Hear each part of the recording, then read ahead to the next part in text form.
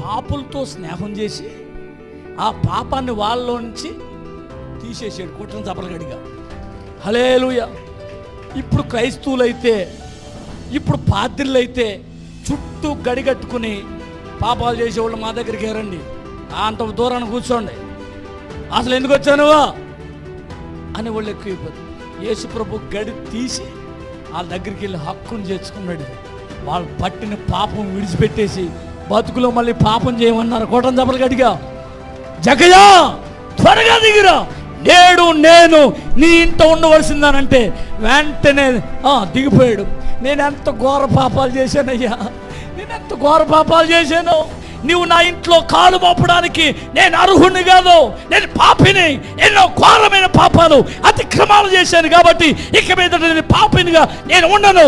నీతిమంతుడే నీవు నా ఇంట్లో చేరాలంటే నేను నీతిమంతుడిగా